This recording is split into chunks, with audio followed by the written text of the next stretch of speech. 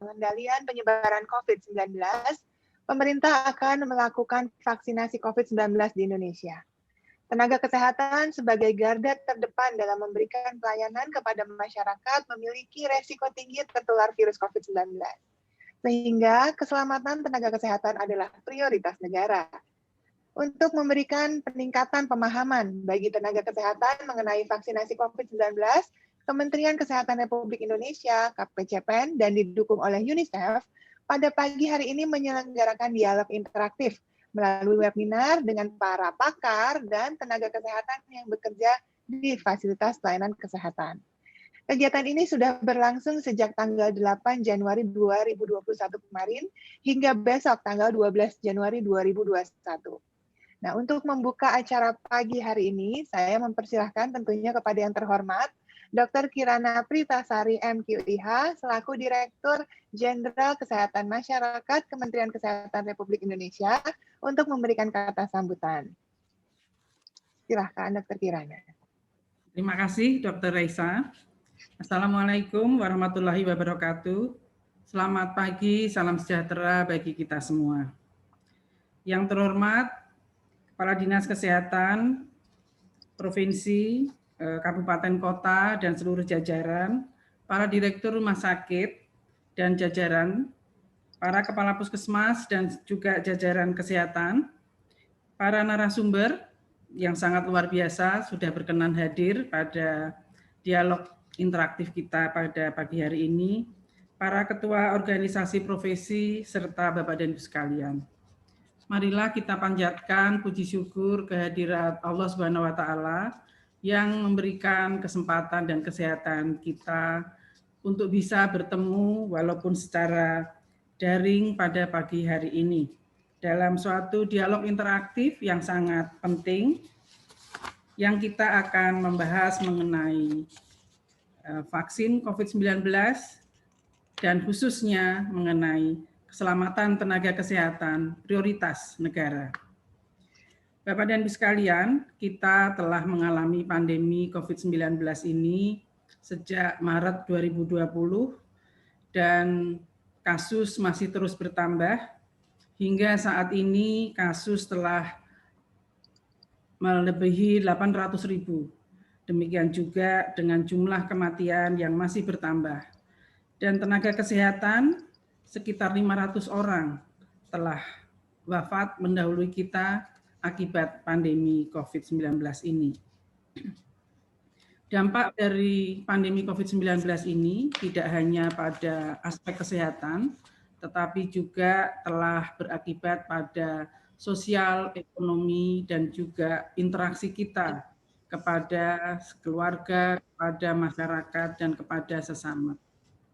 Dampak ini tidak mudah kita rasakan. Kita mengalami berbagai kesulitan akibat dampak pandemi COVID-19 ini. Dan pemerintah tetap berkomitmen untuk mengendalikan COVID-19 ini dengan strategi 3M. Kita harus patuh menjaga jarak,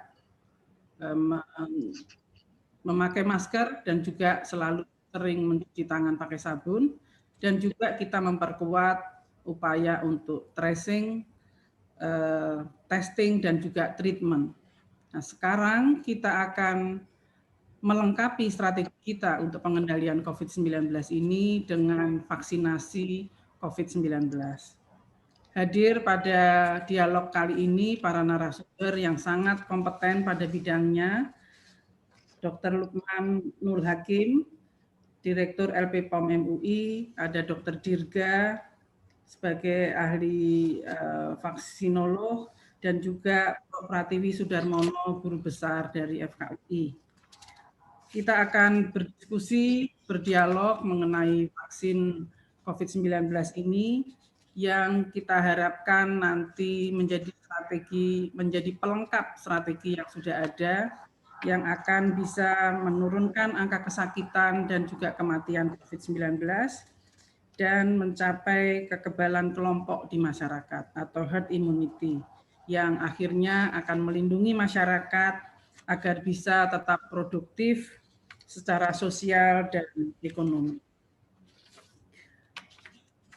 Peran tenaga kesehatan sangat besar di dalam pengendalian COVID-19 ini, menjadi tulang punggung di dalam pengendalian COVID-19. Sehingga keselamatan dan kesehatan para tenaga kesehatan menjadi prioritas kita bersama.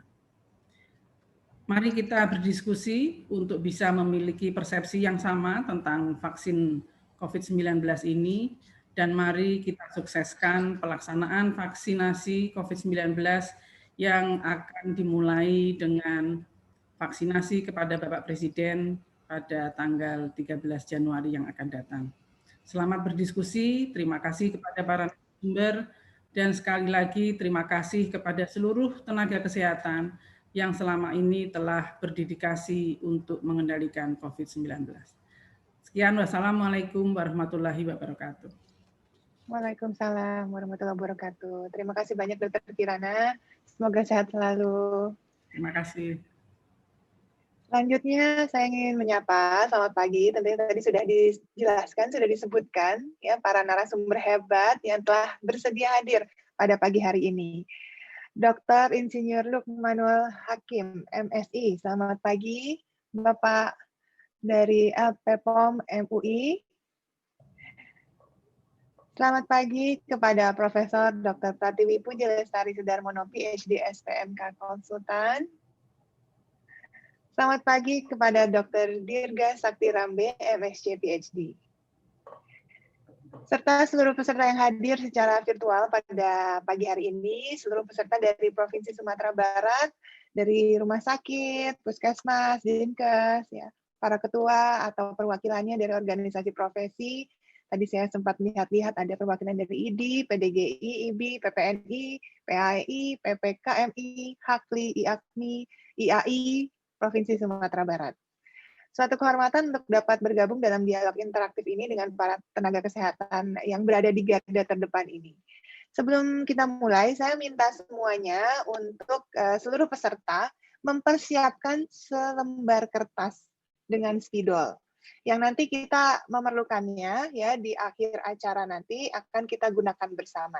Jadi seluruh peserta diharapkan dapat menyalakan videonya, kemudian mempersiapkan selembar kertas dan juga spidol ya. Jadi masing-masing peserta diharapkan bisa partisipasi. Dan karena acara ini merupakan dialog interaktif, jadi para peserta dipersilahkan untuk mengajukan pertanyaan melalui kolom chat untuk nanti akan dijawab dan dijelaskan oleh para pakar dan narasumbernya. Jadi boleh bertanya apa saja, itu akan diperbolehkan. Ya, tidak akan ada yang salah, tidak ada yang benar. Di sini kita semua saling berdialog, saling berdiskusi untuk mendapatkan pemahaman sebaik-baiknya. Jadi manfaatkanlah waktu ini, di mana para narasumber ini sudah bersedia meluangkan waktunya untuk hadir bersama kita semua. Nah, untuk mempersingkat waktu, saya akan mulai saja berdiskusi dengan para narasumber. Bolehkah para narasumber di highlights, jadi semuanya dapat berpartisipasi pada pagi hari ini. Terima kasih, Panitia. Assalamualaikum warahmatullahi wabarakatuh. Selamat pagi. Waalaikumsalam. Selamat pagi, Dr. Raisa. Selamat pagi, Pak Lukmanul. Selamat pagi, Prof. Selamat pagi. Selamat pagi, Dr. Dirga. Pagi, Assalamualaikum. Dr. Dirga, apa kabar? Alhamdulillah, Pak Lukmanul, Pak Pratiwi. Senang sekali semuanya. Sehat selalu ya. Alhamdulillah, sehat. Alhamdulillah. Ya, untuk mempersingkat waktu, saya akan mulai aja dengan sebenarnya ada 3 pertanyaan utama yang saya tahu ini jadi pertanyaan untuk semua orang, nggak cuma nakes tapi semua masyarakat di Indonesia. Perihal keamanan vaksin, efektivitas vaksin, dan faktor kehalalan. Nah, karena kita tahu vaksin ini masih sangat baru, mungkin bisa dijelaskan terlebih dahulu. Saya minta penjelasan dari Prof. Pratiwi terlebih dahulu ya, Prof, mengenai vaksin ini sebenarnya bagaimana dari segi keamanan dan efektivitasnya. Ya, terima kasih. Assalamualaikum warahmatullahi wabarakatuh. Selamat pagi buat sahabat-sahabat nakes di seluruh Indonesia atau dimanapun berada.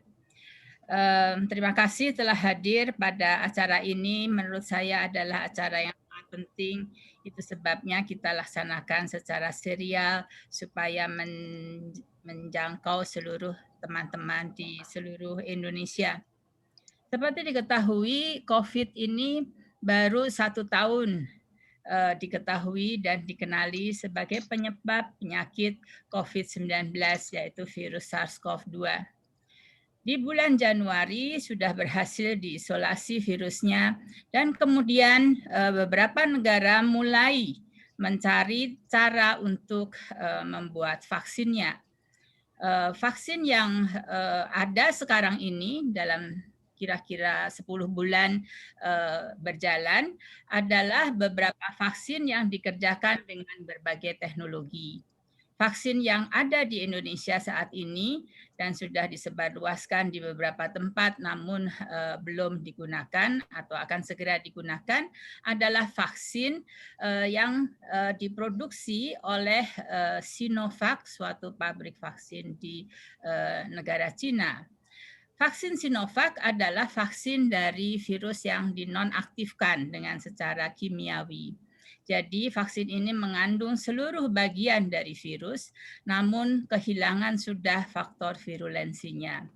Vaksin ini bila disuntikan, maka akan men-trigger, akan memicu terbentuknya antibodi dari badan kita kepada virus tersebut, dan dengan demikian kita akan terlindungi dan juga penularan virus akan mereda dan juga nantinya pandemi akan mereda. Vaksin yang lain yang sekarang juga sudah digunakan di beberapa negara, yaitu vaksin yang diproduksi oleh pabrik Pfizer di Amerika dan Jerman, dan juga vaksin yang diproduksi oleh pabrik Moderna. Vaksin yang diproduksi oleh Pfizer dan Moderna ini adalah vaksin mRNA. mRNA adalah bagian dari virus. mRNA sebetulnya adalah materi genetik dari virus SARS-CoV-2 ini, dan bagian dari virus tersebut kemudian diolah, diliputi dengan lipid, semacam lipid, dan kemudian dijadikan bahan untuk vaksin.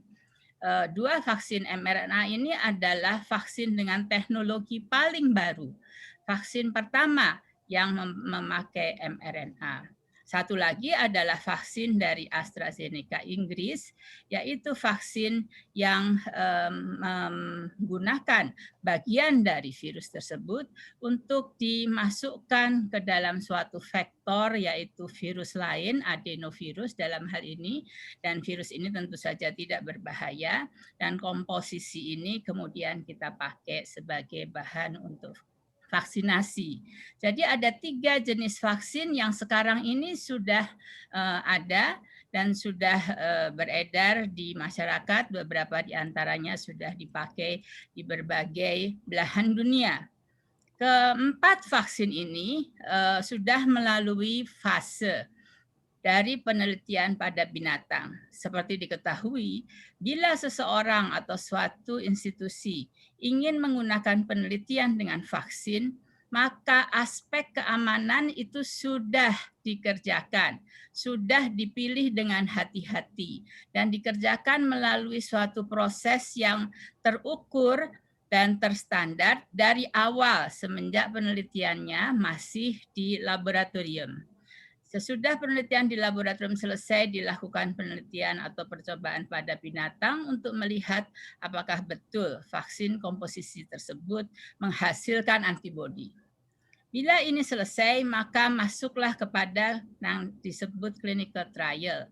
Clinical trial fase 1 terutama untuk melihat apakah betul bahan vaksin ini tidak menimbulkan suatu gejala toksik yang berat pada manusia. Jadi toksisitas itu menjadi nomor 1 hal yang diperhatikan pada fase 1. Fase 1 kemudian diikuti dengan fase 2 dengan jumlah orang yang lebih banyak. Dan sesudah selesai fase 2 dan dilakukan analisis dan semua faktor keamanan sudah diyakinkan dan kemudian dosis sudah ditentukan, maka kemudian dilakukan percobaan fase 3.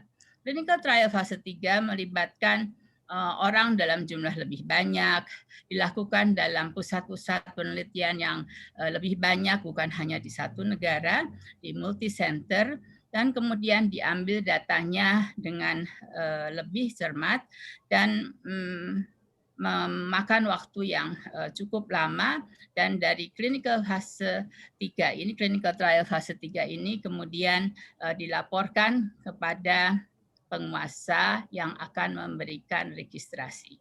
Karena ini pandemi, maka kita tidak memberikan tahapan-tahapan yang ketat seperti kalau perizinan biasa, tapi disebut sebagai emergency use authorization. Emergency use authorization adalah suatu izin yang diberikan pada keadaan emergency karena ini pandemi, dan memberikan beberapa hal yang penting saja.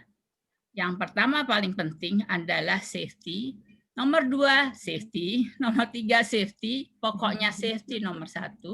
Baru kemudian kita lihat apakah dia betul-betul menghasilkan antibodi yang secara efektif dapat menangkal infeksi virus yang sering kita dengar sebagai efektivitas efektivitas vaksin, dan kemudian oleh otorisasi di masing-masing negara, kemudian dilihat apakah vaksin ini dalam semua prosesnya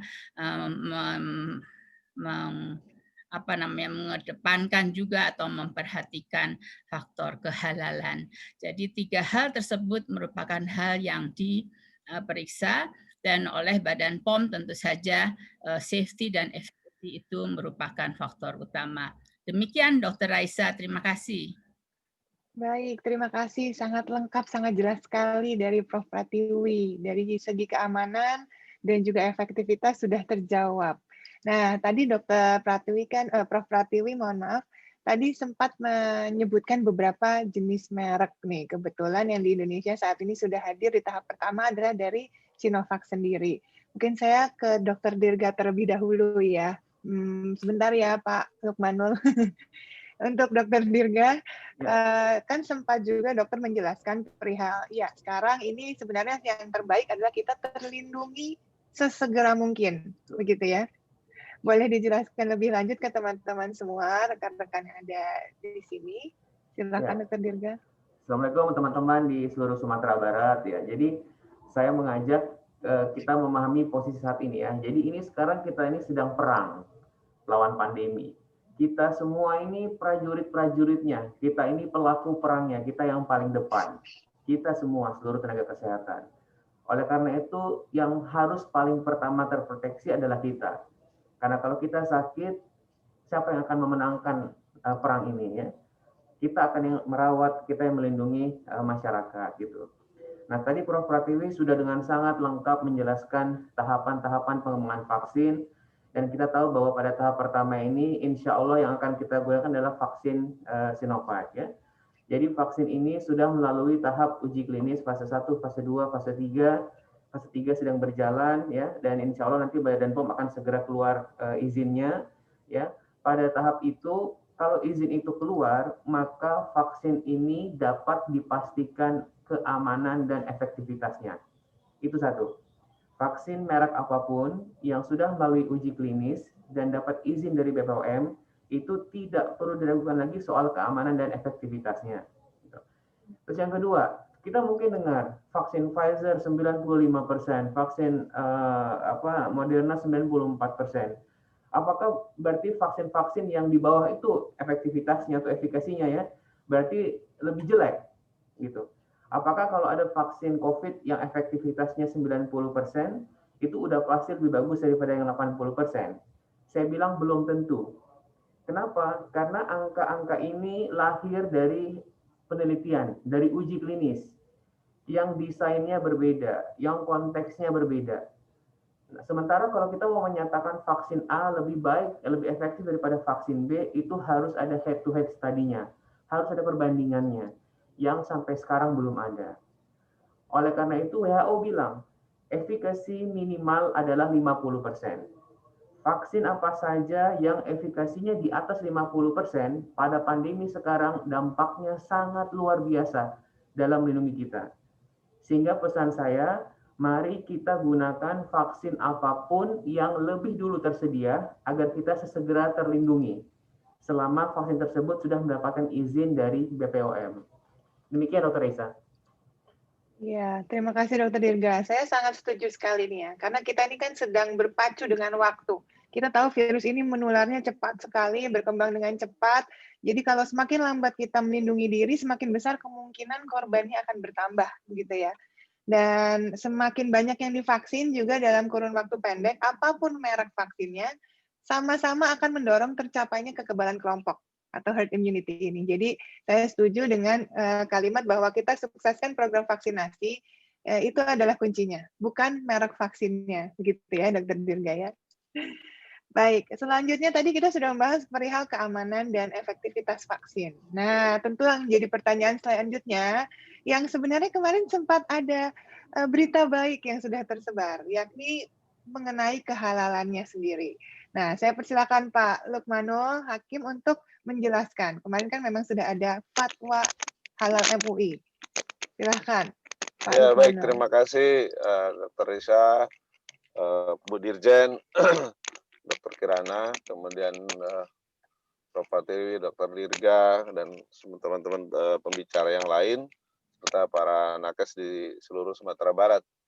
Ya, alhamdulillah pengkajian panjang dari Majelis Ulama Indonesia, ya baik sebetulnya sudah jauh-jauh hari kami melakukan pengkajian ini sejak bulan akhir Juli atau Agustus, tetapi kemudian kami bisa mengunjungi atau mengaudit lokasi itu sekitar bulan November, tepatnya tanggal 2 sampai tanggal 5, dengan sebelumnya tim kami harus diisolasi selama 14 hari di Cina, di dalam suatu ruangan yang disebut dengan kamar tapi tanpa ventilasi, hanya dengan AC, dan makanan pun diberikan melalui pintu saja, itu demi menelusuri atau mengkaji kehalalan dari sebuah vaksin.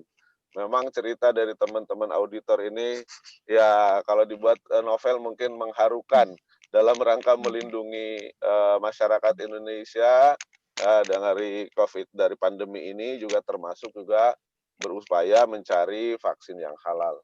Nah, dan pada akhirnya setelah menempuh beberapa pertemuan dan juga menggali informasi baik berdasarkan fact finding yang kami temukan di lapangan atau juga berdasarkan pendekatan-pendekatan ilmiah, juga termasuk keumuman yang ada di dalam produksi vaksin, maka pada hari Jumat minggu yang lalu, Komisi Fatwa Majelis Ulama Indonesia telah menerima laporan dari LP POM MUI, dan di dalam keputusannya ada dua hal keputusannya. Pertama adalah bahwa secara zat, vaksin itu adalah halal dan suci. Tetapi secara penggunaan mu'allak atau tergantung dari izin dari Badan POM yang disebut dengan Emergency Use Authorization. Jadi meskipun halal, kalau Badan POM tidak mengeluarkan izin EUA tadi, maka barang itu tidak boleh digunakan. Jadi halal dan suci pun ada produk atau ada barang yang halal dan suci tapi tidak boleh dimakan oleh kita kan. Nah, itu sudah kaidahnya seperti itu. Sehingga fatwa itu bisa dikatakan baru bisa efektif setelah ada izin edar dari Badan POM. Sebetulnya itulah konteks atau konsep halalan toyiban yang ada di dalam ajaran Islam, bahwa setiap sesuatu yang kita konsumsi termasuk obat itu harus memenuhi dua syarat, halal dan toyib. Halal artinya ya secara zatiahnya, dalam konteks ini adalah zat. Toyib itu artinya adalah safe for human consumption, fit for human consumption, dan mungkin kalau di dalam obat atau vaksin ini termasuk juga adalah efficacy. Nah, apa bukti bahwa dia safe, fit, gitu kan, quality, dan kemudian efficacy? Tentu satu-satunya yang kita bisa terima adalah rekomendasi dari authorization agency Indonesia, lembaga agen berotoritas, yaitu Badan POM. Jadi meskipun belakangan memang kami menemukan atau mendapatkan berita-berita dari sana sini, seperti juga dalam sisi yang negatif yang seperti disampaikan oleh Dr. Dirga tadi, ya itu juga kami dapatkan, kami kaji. Tetapi sekali lagi kami hanya mendapatkan atau merujuk kepada apa yang nanti akan diberikan oleh Badan POM. Kami sedang menunggu dan kami terus berkoordinasi setiap hari. Kami dari kemarin dan hari ini pun ada rencana koordinasi dengan Badan POM. Insya Allah mudah-mudahan Badan POM juga bisa segera mengeluarkan, bukan memaksa, maksudnya kami mendapatkan informasi dari Badan POM bahwa barang atau vaksin itu bisa dipakai atau tidak melalui rekomendasi emergency use authorization. Tapi yang perlu kami garis bawahi bahwa yang kita fatwakan kemarin adalah baru vaksin Sinovac dari China.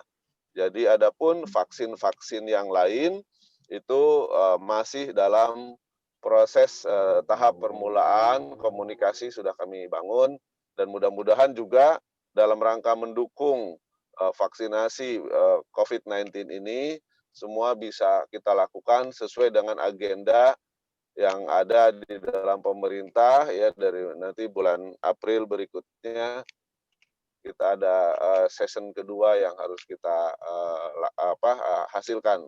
Saya kira itu sementara. Terima kasih, Bu Dr. Arisa. Assalamualaikum Terima warahmatullahi wabarakatuh. kasih. Waalaikumsalam warahmatullahi wabarakatuh. Terima kasih Pak Lukmanul. Tadi penjelasannya mengenai vaksin Sinovac sendiri memang sudah diberikan fatwa kehalalannya, tapi masih menunggu Badan POM. Kita semua saat ini sedang menunggu UEA dari Badan POM tentunya ya. Tapi banyak sekali yang bertanya nih, termasuk ini salah satu penanya dari Direktur RSAM Bukit Tinggi. Ya. Tadi kalau pertanyaan pertama sudah dijawab oleh Bapak Lukmanul tadi ya mengenai kehalalan vaksin Sinovac. Nah, pertanyaan selanjutnya adalah apa ada efek sampingnya? Nah, mungkin bisa dijelaskan oleh Prof. Pratiwi terlebih dahulu, nanti bisa dilengkapi Dr. Dirga ya. Silahkan Prof. Terima kasih. Memang saya rasa semua orang akan bertanya apakah ada efek sampingnya. Efek sampingnya kita sebut sebagai KIPI. KIPI itu singkatan dari kejadian ikutan pasca vaksinasi. Jadi kejadian ikutan pasca vaksinasi itu bisa dibagi di dalam beberapa kategori, 3 kategori lah. Satu, kejadian yang sangat biasa. Sangat biasa berarti dialami oleh banyak orang. Yang kedua adalah kejadian yang biasa, dan yang ketiga adalah kejadian yang tidak biasa.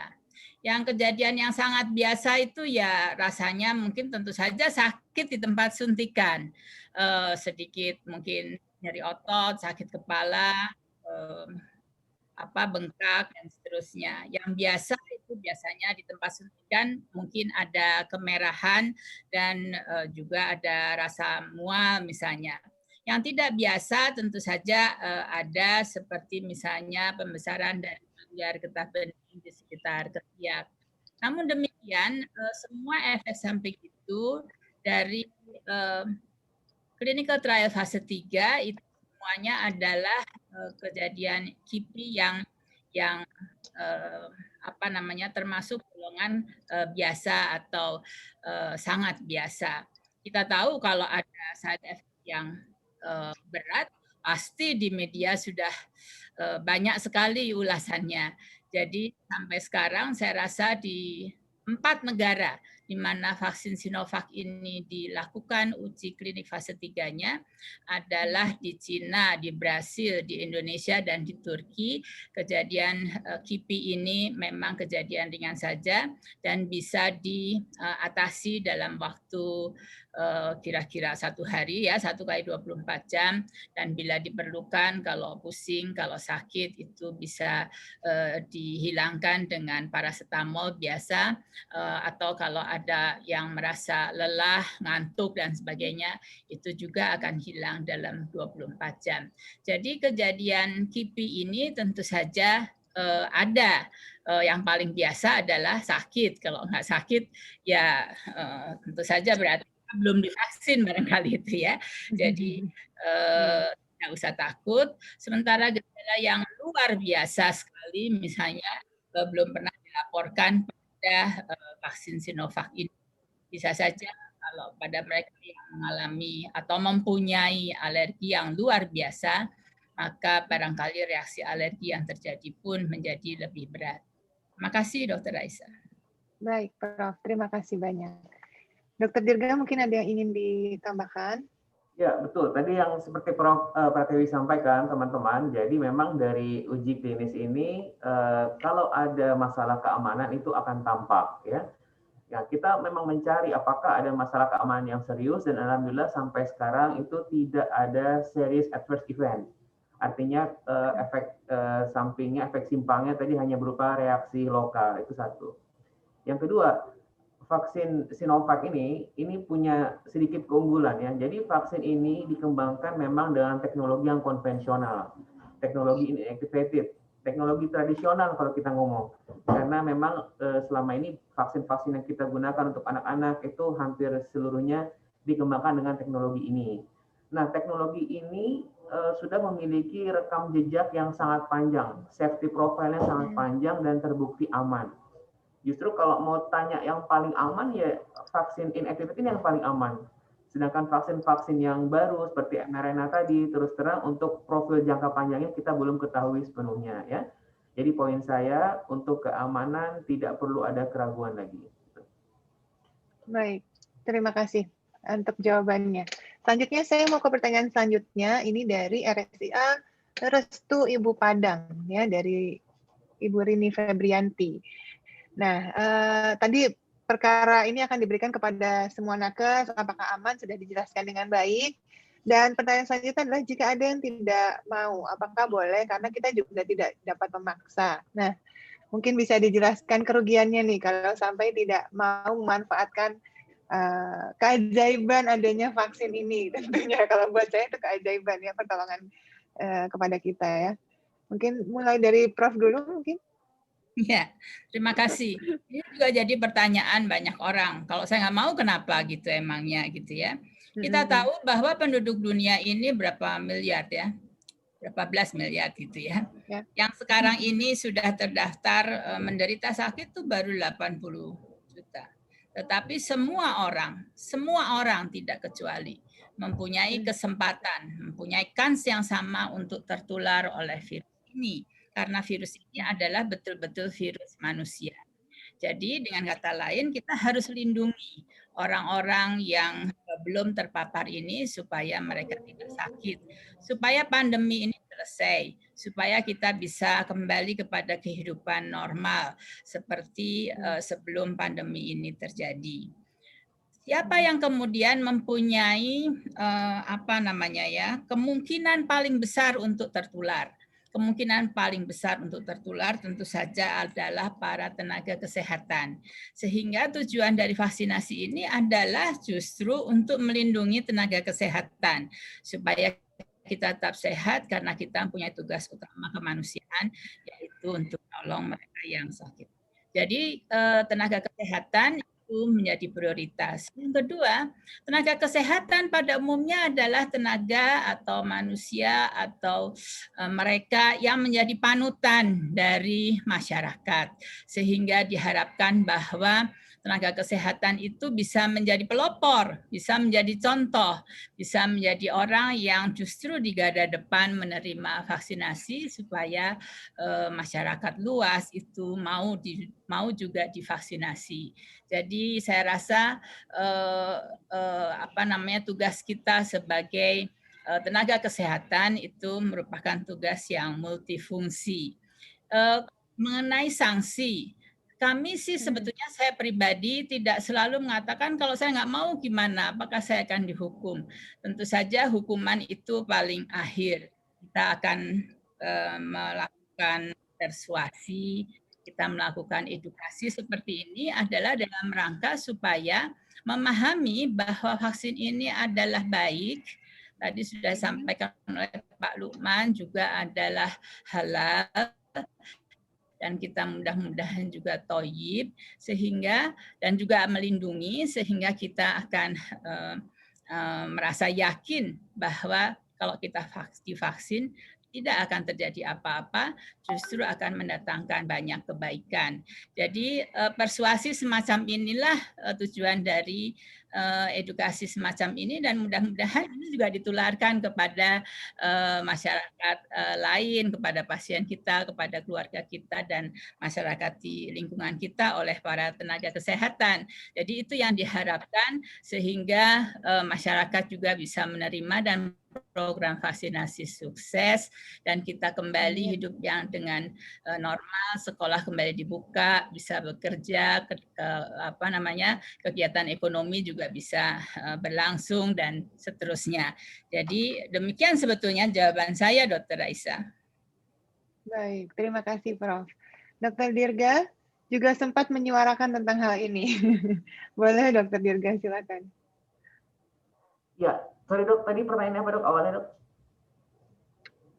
Ya, apakah kalau ada yang tidak mau, apa sih sebenarnya? Kan tidak bisa dipaksa. Ya. Tentu akan rugi sendiri ya dok.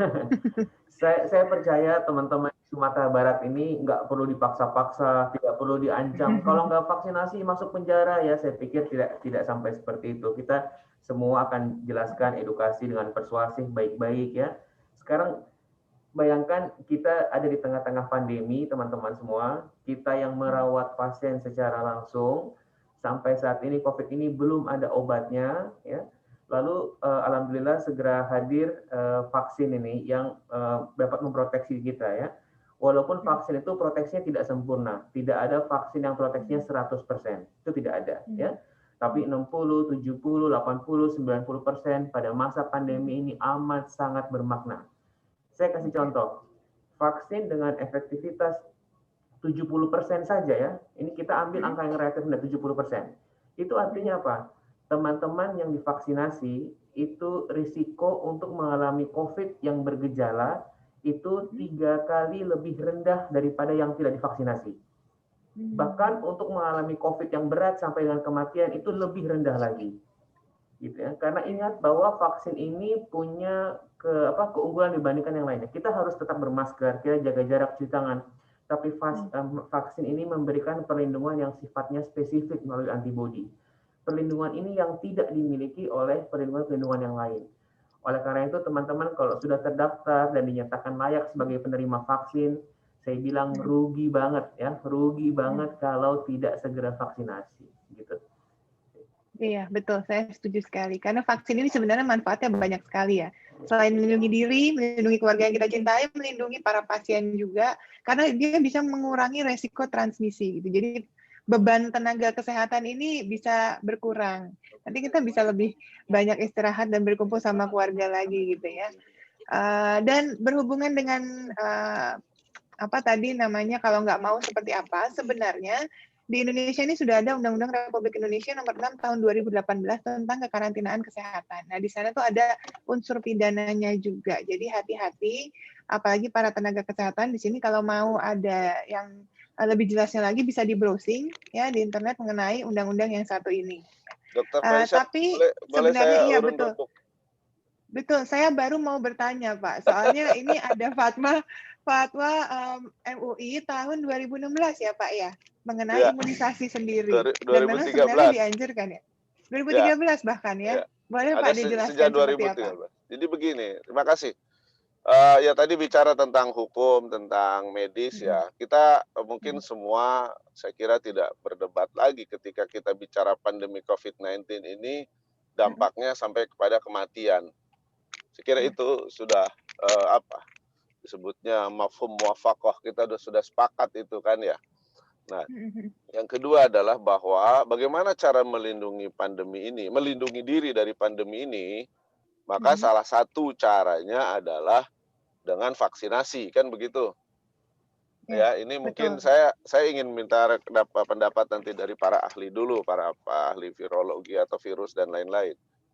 Bahwa vaksinasi ini adalah salah satu upaya kita dan sekitar kita terhindar dari pandemi COVID-19 yang bisa membunuh atau menghilangkan nyawa. Begitu ya, Prof ya. Saya kira itu pintu masuk di dalam nanti kita akan membuat sebuah keputusan. Jadi gini, MUI juga sedang mengkaji fatwa tentang bagaimana hukum bervaksin COVID-19 ini pada situasi pandemi ini. Ya karena dampaknya kita sudah tahu. Jadi kalau memang dampak vaksinasi ini betul-betul adalah salah satu upaya bahwa kita bisa terhindar dari mudarat bahkan mematikan, juga bisa melindungi orang sekitar kita dari mudarat kematian tersebut, maka ini bisa jatuh kepada hukumnya wajib. Betul. Jadi bervaksin itu bisa masuk ke dalam jatuh hukumnya wajib. Bagaimana kondisinya? Wajib ya. Karena menjaga jiwa kita, menjaga jiwa orang sekitar kita itu wajib. Maqasidus syariah, salah satu tujuan diturunkannya syariat Islam itu adalah salah satunya adalah hifzun nafs, menjaga jiwa. Itu wajib. Nah, ketika vaksin ini adalah punya potensi untuk bisa menjaga jiwa kita, dan berapa persen pun tadi yang seperti disampaikan oleh Dr. Dirga, tapi kan itu salah satu upaya menjaga jiwa kita, ya, itu bisa disebut sebagai wajib hukumnya. Nah, karena pekerjaan kita yang mengerjakan atau bervaksin ini bisa melindungi jiwa kita dan jiwa orang-orang sekitar kita, maka kaidahnya sudah pasti itu harusnya wajib. Jadi di luar terlepas dari masalah hukum tadi, undang-undang karantina dan lain-lain, maka Majelis Ulama Indonesia pun sedang melihat. Ini salah satu pertanyaan kemarin yang juga ditanya oleh beberapa kalangan, ya termasuk juga pihak instansi pemerintah, ya, bagaimana hukum bervaksin pada kondisi saat ini, gitu. Yeah. Nah ini itu salah satunya. Jadi mudah-mudahan ini juga teman-teman kita di Sumatera Barat yang kita sangat yakini religius sekali di Sumatera Barat ini memahami ini bukan sekedar tentang program pemerintah. Ini tidak ansih, tidak melulu tentang program pemerintah, tapi ini adalah upaya kita menjalankan syariat Islam, maqasidus syariah kita, ya. Jadi tujuan syariat Islam diturunkan yang 5 itu hifzuddin, hifzun nafs, hifzul mal, hifzun nafs dan hifzul aql, menjaga agama, menjaga jiwa, menjaga harta, menjaga keturunan dan menjaga pikiran. Maka ini adalah salah satu upaya kita menjalankan syariat dalam konteks hifzun nafs. Nah, ini yang mungkin harus jadi landasan juga kita melakukan vaksinasi dan mensukseskan vaksinasi pada situasi pandemi ini. Ini adalah pandangan-pandangan di Majelis Ulama, meskipun ini belum diputuskan karena baru kemarin setelah ada isu setelah kami publish tentang halalnya, kemudian ada pertanyaan itu muncul dari beberapa instansi pemerintah, ya, kemudian juga dari beberapa pihak masyarakat, karena melihat situasi sekarang ada beberapa yang keengganan, saya tidak berani menyatakan penolakan, tetapi keengganan beberapa kelompok masyarakat untuk divaksinasi. Saya kira itu tambahannya. Terima kasih, Dr. Reza. Terima kasih Pak Lukman, ini benar-benar suatu pencerahan buat kita semua ya, bahwa ternyata memang ini wajib hukumnya ternyata bagi kita semua. Baik, kalau begitu ternyata dari 3 unsur tadi sebenarnya sudah terjawab ya, keamanan, efektivitas, dan juga kehalalan. Nah, alhamdulillah saya jadi tambah lega loh hari ini loh. Baik, banyak juga yang bertanya kan, tujuannya imunisasi ini kan agar tidak tertular. Apakah kalau nanti selesai imunisasi udah nggak perlu lagi 3M katanya? Mungkin lelah ini, tenaga kesehatan udah pakai segala macam, pakai proteksi. Silakan, mungkin siapa? Prof. Pratiwi atau Dr. Dirga? Silakan Prof mungkin. Masih di mute, Prof. Oh ya, baik. Ya, jadi saya duluan. Jadi walaupun nanti kita sudah vaksinasi, teman-teman, tetap kita harus pakai masker, jaga jarak, cuci tangan ya. Karena tadi kita menyadari bahwa satu, tidak semua orang bisa divaksinasi ya. Ada kontraindikasi, ada yang sedang hamil, ada yang sudah lansia dan sebagainya. Yang kedua juga kan kita tahu bahwa efektivitas vaksin ini kan tidak akan 100% melindungi kita ya. Jadi tetap intinya adalah pada saat seperti ini kita lakukan semua upaya pencegahan yang kita bisa. Insya Allah dengan 3M plus vaksinasi ini proteksinya optimal gitu. Baik, terima kasih Dr. Dirga. Prof. Pratiwi mau menambahkan? Ya, jadi kalau sudah divaksinasi, maka akan perlu waktu untuk meningkatnya antibodi sedemikian rupa sehingga kita terlindungi. Jadi antibodi itu tidak langsung begitu divaksinasi dalam 1 hari langsung cukup tinggi untuk bisa melindungi kita dari infeksi. Jadi dia secara gradual meningkat. Itu sebabnya kemudian diperlukan booster. Booster di vaksin Sinovac ini akan diberikan 3 minggu sesudahnya, sesudah yang pertama, dan sesudah booster kedua, maka diharapkan peningkatan dari antibodi itu cukup untuk melindungi kita dari infeksi.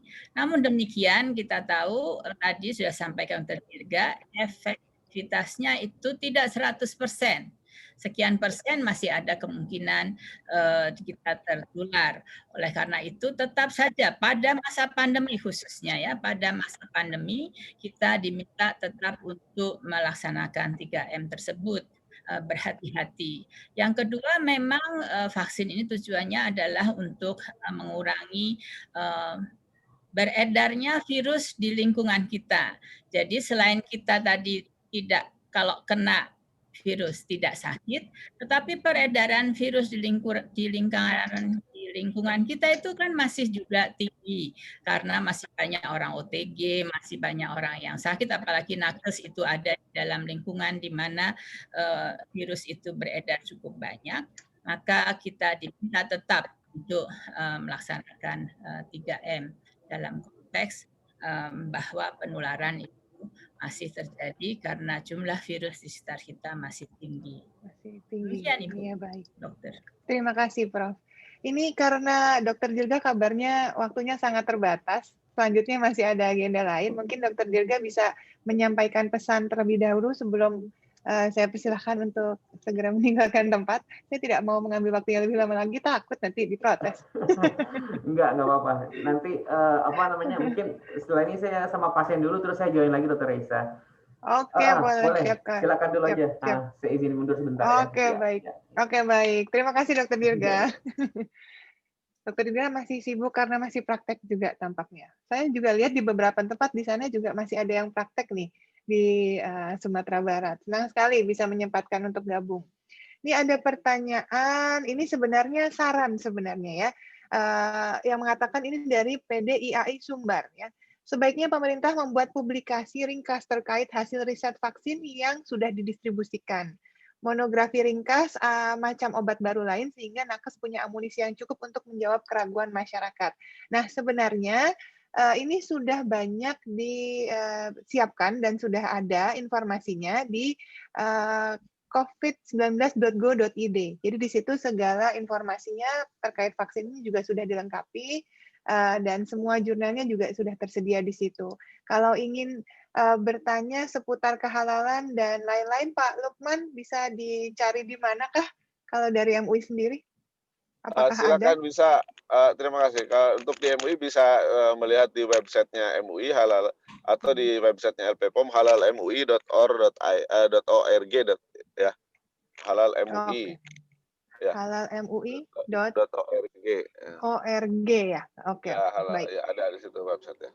Ya, tentang fatwa-fatwa tadi juga di website Majelis Ulama Indonesia juga ada. Tidak ada website itu. Ya. Dalam website semua sudah tersedia gitu sudah, ya, Pak ya. Sudah kita tayangkan semua. Baik, jadi di situ bisa di browsing, dicari-cari infonya untuk semua rekan sejawat supaya kita nanti tahu nih kita punya amunisinya untuk jawab masyarakatnya seperti apa. Ya, oke. Pertanyaan yang tidak kalah banyaknya juga adalah perihal siapa yang bisa divaksin. Nah, Prof. Pratiwi sendiri nih pasti sudah lengkap nih jawabannya nih. Karena banyak banget yang bertanya, harus sehatkah? Kalau ada penyakit A, B, C, ini bagaimana? Ya, terima kasih. Jadi memang seperti diketahui bagi teman-teman yang sudah menerima SMS cinta, itu di dalam SMS itu kan ada form. Meskipun demikian nanti pada saatnya kita akan divaksin, kita akan diberikan form untuk menerangkan bahwa apakah kita itu dalam kondisi sehat atau tidak. Betul-betul sehat. Jadi misalnya sehari-hari sehat tidak punya komorbid, tetapi pas hari itu demam karena flu atau diare atau sakit yang lain, misalnya sakit yang lain yang akut, tentu saja hari itu tidak bisa dilakukan vaksinasi dan harus ditunda. Namun secara umum diketahui bahwa kita mengikuti beberapa panduan. Panduan yang sudah dikeluarkan adalah yang pertama, mereka yang mengalami atau mempunyai komorbid, penyakit-penyakit yang sudah diderita secara kronis, menjadi bagian dari kehidupannya sehari-hari, seperti diabetes, gagal ginjal, hipertensi, sakit jantung.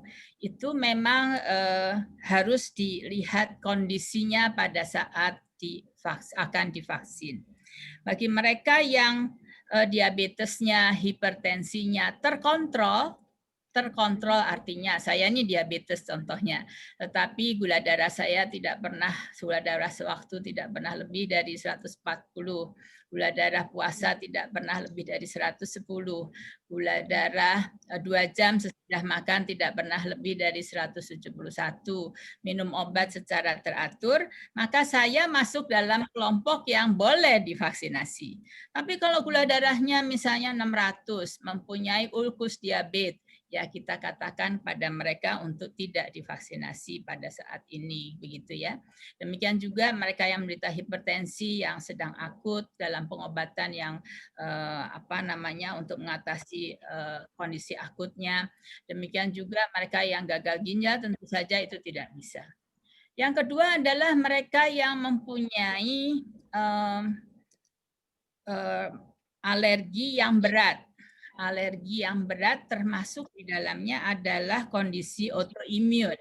Misalnya mereka yang menderita lupus, mereka yang menderita penyakit autoimun yang lain, itu tentu saja tidak usah divaksin.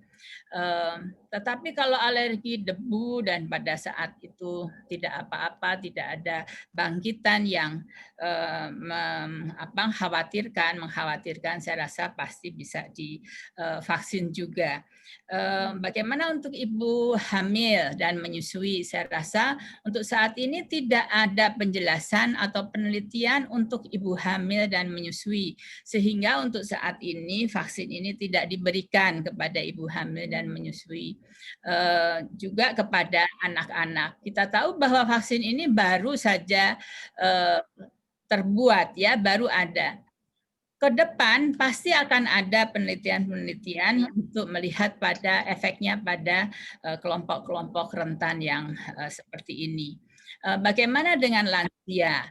Lansia seperti diketahui ini baru dicobakan pada usia 18 sampai 59. Jadi kalau lansia lebih dari 59 tahun itu sudah ada penelitiannya di Cina. Dan nanti kita lihat hasilnya bagaimana. Sementara hasil itu belum keluar, maka kepada lansia pun tidak diberikan. Jadi mudah-mudahan jumlah yang tadi itu totalnya itu tidak melebihi 30% penduduk, sehingga kekebalan kelompok atau herd immunity itu bisa tercapai. Jadi ada pengecualian tentu saja dalam hal ini, di mana orang-orang yang tadi saya sebutkan itu sementara waktu tidak divaksinasi. Baik, ada harapan ya Prof. Pratiwi ya bahwa Sinovac sendiri yang melakukan uji klinis di Brazil itu sudah berhasil melakukan uji klinis kepada lansia untuk di atas usia 60 tahun. Jadi mungkin ke depannya akan ada harapan diberikan kepada lansia juga gitu ya. Kita doakan bersama semoga di Indonesia juga bisa. Baik. Ada tambahan dari Dr. Kirana, tadi Bu Dirjen menambahkan link yang ada di kolom chat, mungkin Bapak Ibu bisa melihat, mengintip di sana, link mui.or.id tadi, untuk melengkapi tadi keterangan Pak Lukman di situ ya. Jadi untuk memastikan bagaimana ya vaksin ini bisa dibuka di link tersebut. Prof. Pratiwi, ada yang bertanya juga dari Puskesmas Ibu, ya, dengan Dr. Gigi Sri Sucitra. Oke, Prof. Pratiwi, apakah penerima vaksin ini kemudian berpotensi menjadi karier? Ya, Sarah, terima kasih pertanyaannya. Jadi penyakit virus ini tidak menjadikan seseorang menjadi carrier. Carrier artinya adalah bahwa dia memiliki virus yang bisa menularkan. Jadi kalau Sinovac, dalam hal Sinovac, maka Sinovac ini virusnya sudah dimatikan, sehingga faktor virulensinya tidak ada lagi, sehingga tidak ada kemungkinan bahwa dia menjadi agen yang menjadi agen penular atau infectious agent. Kalau vaksin Pfizer dan Moderna, dia yang diambil adalah bagian kecil dari virus. Jadi bagian kecil dari mRNA yaitu spike protein, dan tentu saja sebagai protein yang tidak komplit, bukan virus yang komplit, juga tidak infeksius.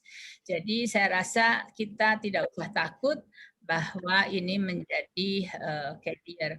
Sebagian besar dari virus yang kemudian dijadikan bahan untuk vaksin virus-virus lain itu memang tidak ada yang menjadi penyebab carrier. Terima kasih. Baik, terima kasih Prof. Lalu apakah ada efek samping ini dari PKM Muaropaiti? Dr. Rini Herlina ya, bertanya, apa ada efek samping jika ternyata yang divaksinasi pernah terinfeksi COVID tanpa diketahui sebelumnya? Ya, jadi ini sekalian saja ya menjawab banyak sekali pertanyaan yang menyampaikan kalau sudah sakit bagaimana gitu ya. Tentu saja akan dievaluasi pada waktu datang ke tempat akan divaksinasi. Bagi mereka yang sedang menderita sakit atau baru saja sembuh, tentu saja tidak diperlukan atau tidak usah kita vaksin. Karena selain antibodinya masih ada, masih cukup tinggi, kondisinya mungkin juga belum seberapa sehat untuk dilakukan.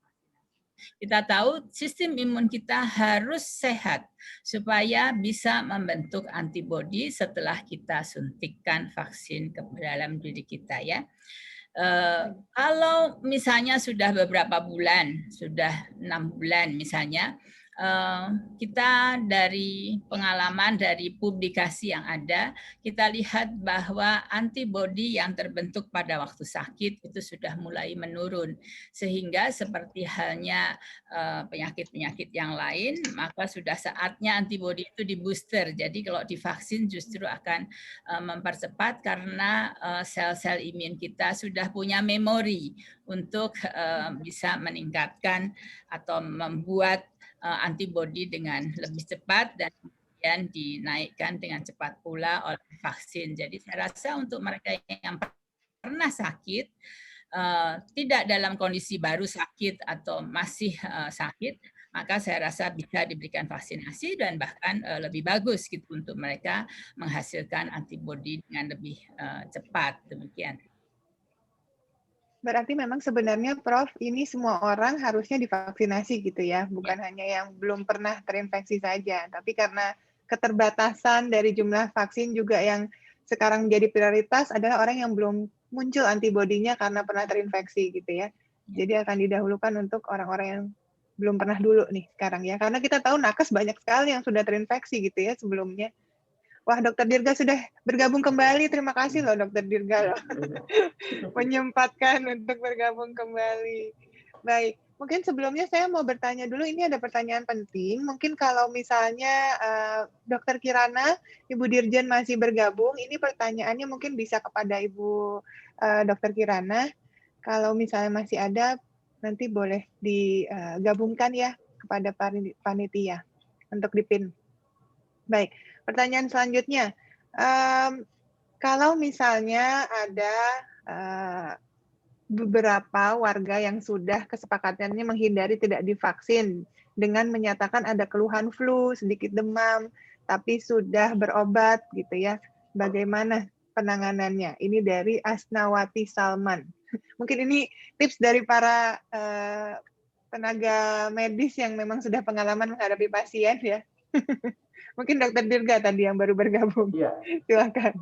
Jadi teman-teman di lapangan pelayanan kita untuk pasien mengacu pada juknis ya. Itu adalah pegangan kita dalam melayani pasien untuk vaksinasi nanti. Jadi semuanya memicu pada juknis.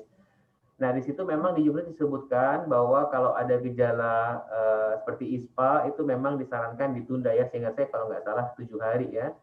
Tapi tentu ya itu sebenarnya lebih untuk memastikan yang bersangkutan bukan COVID sehingga juga melindungi nakes yang menyuntikan ya. Tapi tentu ya itu harusnya diperiksa secara objektif. Jadi kalau dia bilang demam ya kita harusnya ukur tuh suhunya, demamnya 38 baru kita tunda gitu. Tapi kalau tidak ya enggak ya. Jadi intinya saya ingin titip pesan bahwa nanti di lapangan pegangan kita adalah juknis. Juknis ini sangat mungkin berkembang ya. Jadi hari ini juknisnya demikian. Mungkin 3 bulan lagi ada update informasi sesuai dengan perkembangan. Jadi tapi pada saat ini yang jadi pegangan kita adalah juknis yang diterbitkan oleh Kemenkes. Demikian Dr. Reza. Baik, terima kasih banyak. Prof, ini masih ada yang bertanya, Prof. Mungkin Prof. Pratiwi bisa menjelaskan, karena mungkin belum paham betul mengenai efek dari vaksin sendiri. Ya, ini dari PKM Magek Agam gitu ya. Kok vaksin yang mati bisa membuat imunitas tubuh katanya? Mungkin bisa dijelaskan, Prof. Iya, jadi seperti diketahui badan dari virus itu adalah terdiri dari protein. Protein itu kita sebut epitop. Epitop tersebut merupakan benda asing sebetulnya bagi badan kita. Setiap protein asing itu badan kita berusaha untuk mengelak efeknya dengan membuat antibodi. Sistem imun kita lah yang membuat antibodi tersebut. Jadi protein-protein tersebut yang berasal dari virus yang sudah dimatikan itu banyak proteinnya ya. Beberapa jenis protein dari virus tersebut itu merupakan virus asing juga, dan karena dia virus asing maka badan kita membuat antibodi terhadapnya. Setiap hari imun sistem kita itu membuat antibodi terhadap apa saja benda asing yang masuk ke badan kita. Nah, dalam hal vaksinasi kita sebut ini adalah usaha aktif yang kita kerjakan untuk merangsang sistem imun kita untuk membuat antibodi terhadap benda asing yang sengaja kita masukkan. Dalam hal ini adalah protein-protein dari virus tersebut. Tergantung bagaimana cara menggunakannya, maka protein yang bisa membuat antibodi itu atau men-trigger antibodi itu adalah yang mempunyai karakter tertentu. Oleh karenanya, maka misalnya tadi pada vaksin Pfizer, vaksin Moderna, itu supaya molekulnya cukup untuk membuat atau men-trigger antibodi, itu dia dilapisi dengan molekul-molekul lipid misalnya supaya cukup besar dan dikenal sebagai suatu molekul protein asing.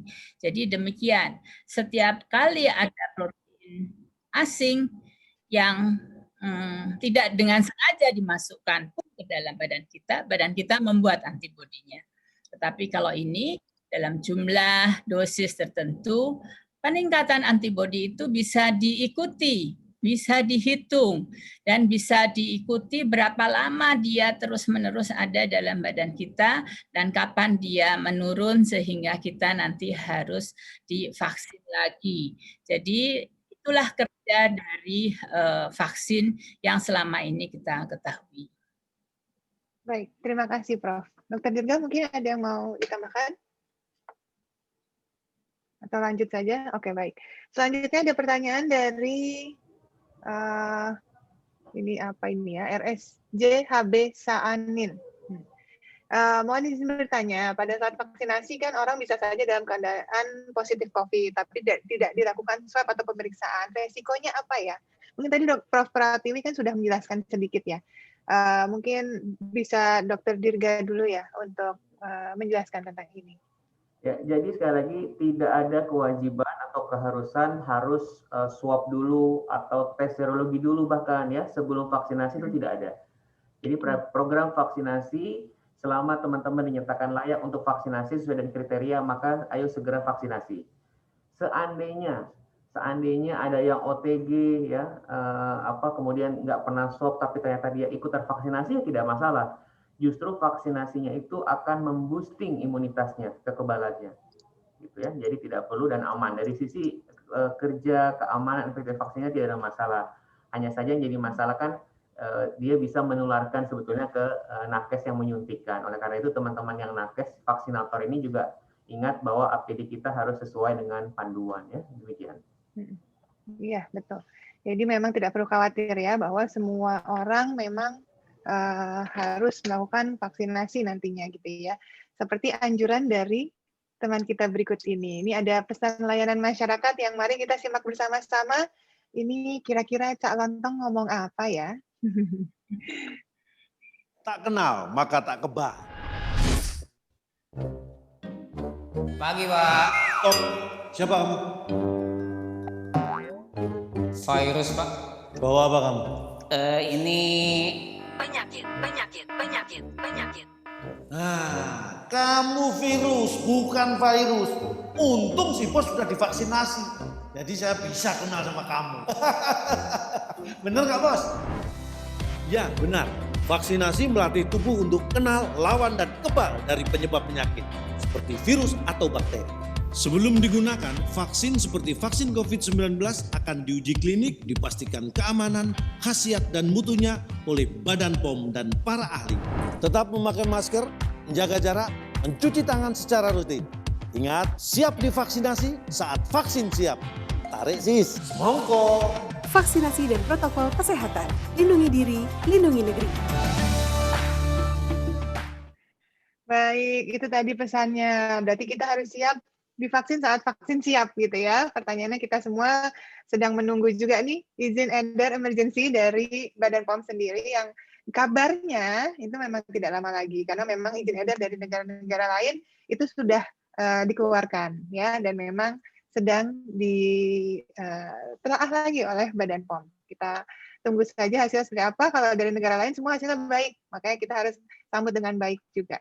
Baik, masih ada pertanyaan lagi, saya lanjutkan ya Prof. Pratiwi dan Dr. Dirga. Ada yang bertanya dari Ria Martanova, PCIB, Kota Solok. Nah, izin bertanya, kenapa distribusinya dijaga dengan ketat, berbeda dengan vaksin lain selama ini? Sementara vaksin COVID ini kan katanya sama dengan vaksin lain yang sudah menggunakan teknologi canggih. Itu jadi tanda tanya besar bagi nakes ya, dan juga masyarakat. Kedua, sebagai hamba dan warga negara sudah dijelaskan oleh narasumber tadi bahwa semuanya halal dan suci, tinggal nunggu Badan POM, maka terima kasih banyak. Oke, terima kasih banyak, senang sekali bisa memberikan penjelasan. Ini memang narasumber yang hadir pada hari ini, Prof. Pratiwi dan Dr. Dirga dan juga Pak Luman tadi luar biasa nih sudah memberikan insight kepada kita. Mungkin kita bisa memberikan gambaran kenapa vaksin ini harus dijaga ketat sekarang ya, karena saya sendiri juga khawatir sebenarnya kalau ada sampai begal di tengah jalan yang ngambil vaksin ya. Mungkin ada yang mau menanggapi, silahkan dari para narasumber. Ya, saya mungkin menanggapi. Jadi teman-teman, vaksin ini jadi rebutan di seluruh dunia. Ya, itu yang terjadi situasinya. Setiap negara punya kepentingan mengamankan vaksin untuk penduduknya. Oleh karena itu, alhamdulillah Indonesia pemerintah bisa mengamankan. Makanya kita tanda petik kita harus buru-buru membeli vaksin di awal, bahkan sebelum uji klinisnya selesai. Kita lihat sekarang banyak negara-negara miskin, negara berkembang itu nggak dapat vaksinnya karena diborong oleh negara kaya. Itu yang terjadi, ya. Jadi yang saya katakan, ini jangan dibandingin sama vaksin-vaksin yang biasa yang pada imunisasi rutin. Ini vaksin baru, penyakitnya baru, sedang pandemi. Dan saya kira tidak berlebihan kalau pemerintah memastikan keamanan distribusinya. Sejak dia nyampe di bandara di Cengkareng, sampai tiba di Padang, semua dikawal ketat oleh TNI dan Polri. Ya, jangan sampai nanti di tengah jalan dibajak atau dibegal, itu sangat mungkin. Ya, itu sekali lagi karena ini vaksin ini sekarang ini barang yang sangat langka, yang sangat seksi kalau saya bilang. Karena saat ini satu-satunya yang bisa memproteksi kita semua. Demikian, Dr. Risa. Betul, baik. Terima kasih banyak. Ada lagi pertanyaan dari Kesmas Dinkes DIY, mohon informasi apakah ada pemantauan teratur kepada nakes yang telah divaksin untuk mengetahui ada tidaknya KIPI. Sebenarnya pasca imunisasinya langsung dipantau juga ya pada saat itu ya, Prof. Pratiwi kalau tidak salah 30 menit ya? Ya, jadi tentu saja sekarang ini kita baru akan memiliki emergency use authorization. Emergency use authorization itu adalah izin penggunaannya. Namun KIPI atau kejadian pasca imunisasi, kejadian ikutan pasca imunisasi itu akan terus dipantau sampai beberapa tahun. Untuk kemudian nantinya akan keluar izinnya, betul-betul izin, bukan emergency use. Jadi dalam rangka mengeluarkan izin itu diperlukan data yang lebih banyak lagi, apakah KIPI itu antara lain. Jadi seberapa ringannya pun KIPI itu dalam 30 menit pertama dipantau langsung oleh mereka yang melakukan vaksinasi, dan kemudian dari waktu ke waktu kita bisa melaporkan apakah ada kejadian ikutan atau adverse event yang lain yang lebih berat atau terjadi sesudah 30 menit itu. Jadi itu akan dilaksanakan oleh jajaran kesehatan tentu saja. Nanti kalau sudah sampai 2 tahun kita akan bisa evaluasi sekian juta disuntikan, apa saja yang terjadi, adverse effect apa yang ada dan seterusnya. Nanti akan keluar betul-betul izinnya, izin dari Badan POM untuk vaksin ini. Gitu. Betul. Baik, ini memang sedang dalam persiapan gitu ya semuanya, jadi ini harus kita antisipasi, dan nanti dalam laporan hasil vaksinasi uji klinis semua juga sudah akan dipantau oleh KIPI ya, seluruh hasilnya nanti ya, gitu ya. Baik, ini banyak yang bertanya juga, ada pertanyaan berkaitan dengan mutasi vaksin. Tapi tadi saya hilang nih, yang bertanya siapa? Mohon maaf.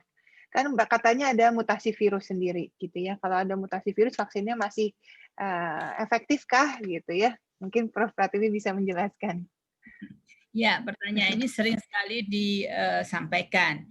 Ya. Kita tahu bahwa China itu melakukan pembiakan virus ini di akhir tahun 2019, di awal 2020 ya. Sepagi bulan tanggal 5 Januari itu sudah ditemukan varian baru dari virus yang ada di Cina itu, yaitu virus varian D4614G itu ya, yang juga sekarang sudah 6 bulan kemudian, 5 bulan kemudian, sekarang ini varian ini merupakan varian mayoritas di seluruh dunia. Terakhir beberapa bulan lalu keluar varian baru. Varian barunya namanya B117. Itu yang ditemukan pertama kalinya di Inggris. Dan sekarang sudah ditemukan di beberapa negara, seperti juga sampai ke Asia Tenggara, sampai ke Amerika, dan beberapa tempat di Eropa. Varian B117 itu sudah ada. Yang sebetulnya dikhawatirkan adalah varian baru yang di Afrika Selatan. Jadi ada varian baru dari Afrika Selatan yang kemungkinan ini berbeda, sedikit berbeda dari varian sebelumnya karena dia mengalami mutasi di tempat yang tidak biasa. Jadi kita tahu sebagai mRNA, maka mutasi itu terjadi setiap hari. Karena mutasi itu adalah upaya dari virus itu sendiri sebagai makhluk hidup untuk bertahan dari serangan lingkungannya. Namun demikian, tidak demikian mudahnya setiap varian itu kemudian mengubah dia menjadi virus yang lain. Jadi dia tetap merupakan virus SARS-CoV-2 yang menjadi penyebab COVID-19. Kalau dia berubah menjadi virus yang lain, maka biasanya terjadi mutasi yang beruntun, mutasi yang masif, dan ini tidak demikian di dalam sejarah kehidupan virus-virus tersebut. Jadi kita tidak usah gelisah atau takut bahwa kita kemudian akan kehilangan kemampuan dari vaksin kita ini untuk melawan virus COVID-19 ini. Terima kasih. Baik. Prof, ada informasi bahwa ADE setelah divaksin maka virus akan semakin ganas. Nah, ini juga dulu kan hoax ini sempat viral juga ya, Prof. Mungkin bisa diluruskan di sini, Prof. Fenomena ADE. Ya, jadi seperti diketahui, maka kita semua lah, masyarakat luas itu mendapatkan informasi dari berbagai media.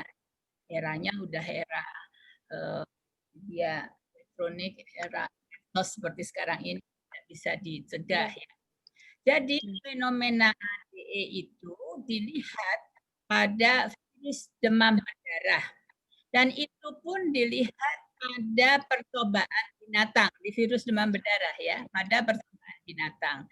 Di mana kalau kita menyuntikkan vaksin, padahal vaksin demam berdarah itu adalah untuk 4 jenis virus, ya kan? Virus demam berdarah 4, dengue 1, 2, 3, 4. Maka antara dengue 1 dan 2 dan 3 dan 4 akan terjadi cross reaksi terhadap pembentukan antibodinya. Dan itu yang kemudian dilihat sebagai cross reaksi terhadap satu antibodi menyebabkan pembuatan antibodi yang lain lambat atau menjadi lebih banyak, jadi tidak konsisten. Oleh karenanya kemudian dituliskan oleh peneliti, hai teman-teman, hati-hati ya pada sejarah pembuatan vaksin untuk demam berdarah itu ada fenomena antibody dependent enhancement itu ADE itu. Tetapi kan kita untuk virus COVID-19 ini belum banyak ya penelitiannya. Penelitian terhadap itu tentu saja terus dilakukan. Namun fenomena seperti yang tadi dijelaskan pada demam berdarah itu mungkin tidak terjadi karena variannya itu tidak ada. Variannya sampai saat ini masih satu jenis saja, SARS-CoV-2. Betul, Demikian. jadi tidak perlu khawatir ya untuk virus, untuk vaksin yang satu ini ya tidak akan terjadi fenomena ADE tersebut. Baik, Pak Lukman, ada yang bertanya. Oke, Pak Lukman tampaknya sedang di jalan. Pak, apakah kenapa fatwa MUI ini dari RSUD Sawah Lunto, Mak? Apakah fatwa dari MUI atas kesucian dan kehalalan vaksin ini tidak menunggu hasil Badan POM dulu? Mungkin kenapa gitu ya? Iya, terima kasih. Jadi seperti yang saya sampaikan tadi, fatwa yang dikeluarkan itu adalah fatwa tentang zatnya. Jadi belum fatwa penggunaannya. Kan untuk obat atau vaksin itu ada 2. Ya, fatwa tentang zatnya, ada fatwa tentang penggunaannya. Jadi fatwa zatnya adalah halal dan suci. Penggunaannya boleh atau tidak, ya itu tadi mu'allaq namanya, tergantung kepada toyibnya, jadi safety, quality, dan efficacy. Ada juga satu saat, satu kondisi di mana Komisi Fatwa pernah mengeluarkan fatwa zatnya haram, tetapi penggunaannya boleh. Itu karena ada kaidahnya, karena misalnya kedaruratan atau karena kebutuhan. Jadi mungkin kalau pernah menelusuri fatwa-fatwa Majelis Ulama Indonesia, itu memang untuk obat itu ada 2 jenis fatwa yang akan selalu dikeluarkan. Pertama adalah fatwa tentang zatnya, yang kedua adalah fatwa tentang penggunaannya. Nah, dalam kasus COVID-19 ini, fatwa zatnya sudah dinyatakan bahwa itu halal dan suci. Nah, fatwa penggunaannya menunggu rekomendasi dari Badan POM. Dulu kita tentang vaksin MR, misal rubella, itu fatwa tentang zatnya adalah haram, ya. Tetapi penggunaannya karena kedaruratan, karena dia bisa memberikan dampak cacat permanen atau bahkan kematian, maka bisa masuk pada konteks lid daruroh atau lil hajah. Untuk kepentingan perlindungan tadi yang saya sampaikan kaidah maqasid syariah menjaga jiwa. Nah, itu bisa dipakai ketika tidak ada barang yang halal. Jadi itu memang selalu begitu di Komisi Fatwa untuk obat atau termasuk vaksin, dalam hal ini ada 2 jenis fatwa. Jadi pasti nanti untuk penggunaannya. Jadi kalau bagaimana tadi saya juga mohon izin di tengah jalan tadi juga ditanya wartawan. Bagaimana kalau kemudian umpamanya ya, ini mudah-mudahan tidak terjadi. Umpamanya Badan POM-nya tidak bisa memberikan rekomendasi, ya tidak boleh dipakai. Jadi tidak akan ada fatwa penggunaan. Kan banyak zat barang yang halal dan atau barang yang suci itu tapi tidak boleh dimakan. Ya kalau kita orang yang katakanlah sate kambing saja ada orang yang halal dan suci tapi tidak boleh dimakan oleh atas rekomendasi dokter. Kata dokter Dirga, Bapak ini tidak boleh makan sate kambing, maka otomatis haram untuk orang itu gitu loh. Tapi kan tidak menyatakan bahwa sate kambing itu haram. Nah ini dia, ini yang perlu dipahami oleh masyarakat. Untuk vaksin karena sifatnya amah, karena sifatnya umum, maka harus dapat rekomendasi dari Badan POM. Nah untuk makanan biasanya tergantung dari rekomendasi dokter, bahwa Bapak ini tidak boleh ini, maka hukumnya menjadi haram bagi orang itu untuk mengkonsumsi. Nah, itu kira-kira seperti itu, Bu Dr. Raisa ya. Mudah-mudahan dipahami. Terima kasih. Terima kasih banyak. Ini pemahamannya baik sekali. Saya juga mau menampilkan, ini ada video bagi yang masih bertanya juga mungkin kelewatan kemarin pengumuman dari MUI sendiri, maka kita lihat bersama-sama seperti apa. Vaksin COVID-19 yang diproduksi oleh Sinovac Life Science Co. Ltd. China yang diajukan proses sertifikasinya oleh PT Bio Farma, hukumnya suci dan halal. Baik, itu tadi potongan dari hasil sidang waktu itu ya, penetapan fatwa MUI. Oke, baik. Untuk yang masih bertanya ada linknya di kolom chat, di sana bisa dicek beritanya ya secara detail, secara lengkap. Jadi untuk yang mau bertanya ada di mui.or.id ya, silahkan. Baik. Selanjutnya saya mau bertanya, karena ini sebenarnya banyak pertanyaan teknis ya, kalau misalnya belum terdaftar bagaimana dan lain sebagainya. Oh ya, saya mau mengingatkan dulu untuk semuanya, sebenarnya kita bisa bertanya melalui tempat koordinasi. Jadi ada grup intensif terkait komunikasi vaksin di COVID-19 untuk COVID-19 di Indonesia. Ini melalui link yang ada di berbagai daerah.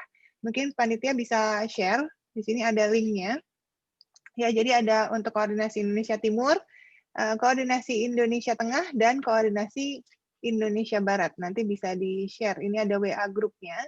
Dan kalau mau bergabung, silahkan. Ya. Kemudian kalau misalnya ini ada di kolom chat ya, sudah ditulis di sana, bisa diklik untuk bergabung di WA grupnya masing-masing. Dan kalau masih ada yang mau bertanya, ini ada komunikasi one-to-one. Ya, jadi 1 lawan 1 bicara ya dengan nomor WhatsApp yakni 0811 500 9000. Saya ulangi sekali lagi di 0811 500 9000 ya. Ini adalah WhatsApp di mana begitu buka WhatsApp-nya langsung teks SMW.